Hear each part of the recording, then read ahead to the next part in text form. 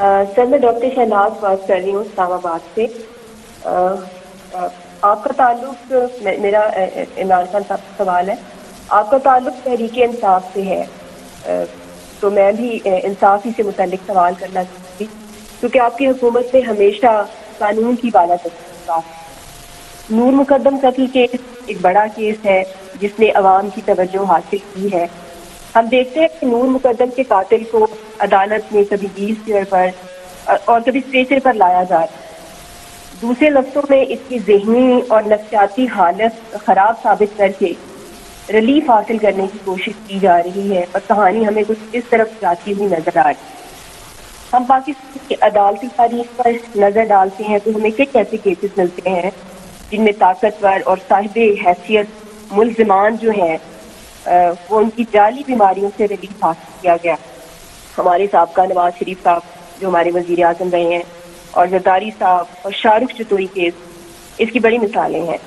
میں پوچھنا چاہوں گی ایسا کب تک ہوتا رہے گا, اور اس تمام صورتحال کی حکومتی سطح پر عملی انداز میں کس طرح سے ٹھیک کرنے کی کوشش جو ہے وہ کی جا رہی ہے؟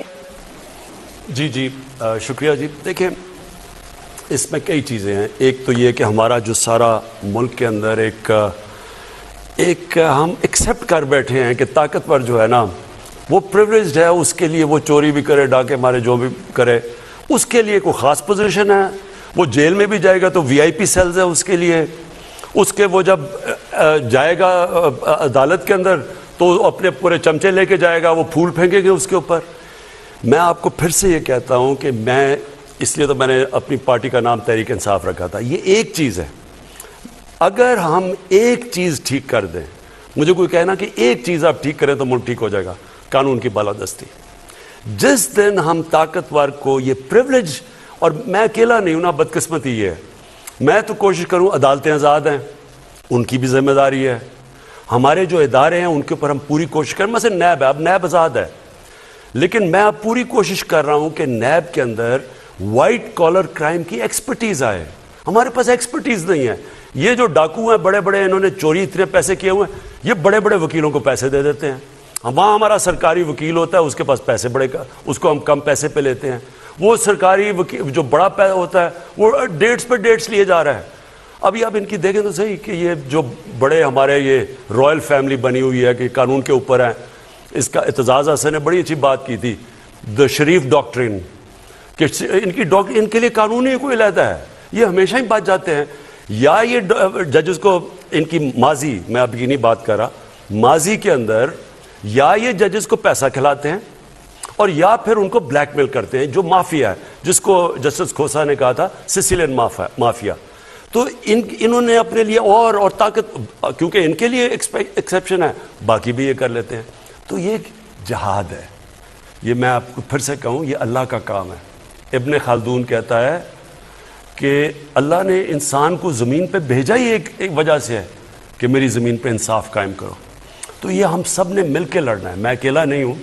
میری تو جہاد ہے. میں تو صبح اٹھتا ہوں اور کوشش ہوتی ہے کہ یہ میں ہر روز اپنے ملک کے لیے کسی طرح جو اپنا کمزور طبقہ ہے اس کو ہم اس کے ساتھ کھڑے ہوں. اور میں یہ جو اپنے کیسز بھی بتایا ہیں ان کے اندر میں پرسنل انٹرسٹ لیتا ہوں. میں خود آئی جی سے بات کرتا ہوں, لیکن اصل میں عدلیہ کے اندر بھی چینجز ہے. اور اس میں آپ کو کہوں اسی ہفتے انشاءاللہ ہم کرمنل جسٹس سسٹم میں پہلی دفعہ پاکستان کے 74 سالوں میں اس کے اندر ہم اصلاحات لے کے آ رہے ہیں. اور دوسرا بھی ہم کام کرنے لگے ہیں. میں آپ کو ذرا ایک مثال دیتا ہوں کہ یہاں کیسے طاقتور, صرف یہ پولیٹیشنز ہی نہیں, یہاں کارٹلز بنے ہوئے ہیں, مافیاز بنے ہوئے ہیں, جو کہ سارے مل کے اکٹھے ہو جاتے ہیں. کارٹلز مطلب مونوپلی بنا کے, تو وہ چیزوں کی قیمتیں اوپر کرتے ہیں اور عوام کے اوپر مہنگائی قائم کر دیتے ہیں اور بڑا پیسہ بناتے ہیں. اب اس کے اوپر میں نے سارے جو ریگولیٹرز, یہ میں آپ کو ذرا سمجھا رہا ہوں کہ سسٹم ریگولیٹر کیا ہوتا ہے. ریگولیٹر وہ ہوتا ہے جس کا کام عوام کے انٹرسٹ کو پروٹیکٹ کرنا ہوتا ہے. ان بڑے بڑی کارٹل سے, یہ جو بڑے بڑی مونوپلیز ہیں, یہ جو اکٹھے ہو کے ذخیرہ اندوزی کر کے اور قیمتیں اوپر کر دیتے ہیں. تو میں نے ریگولیٹرز کو بلایا, میں نے ان سے پوچھا, میں نے کہا مجھے بتاؤ کہ کیا وجہ ہے کہ تم نہیں کر سکتے کنٹرول. اب ذرا میں آپ کو یہ بتاتا ہوں کہ ریگولیٹرز نے مجھے بتایا کیا ہے. انہوں نے یہ بتایا, 8 ریگولیٹرز کو میں نے بلایا اپنے پاس اور انہوں نے مجھے یہ بتایا کہ اس ملک کے اندر جب سے وہ کوشش کر رہے ہیں، یہ جو بڑے بڑے کارٹلز ہیں یہ جا کے عدالت سے سٹے آرڈر لے لیتے ہیں۔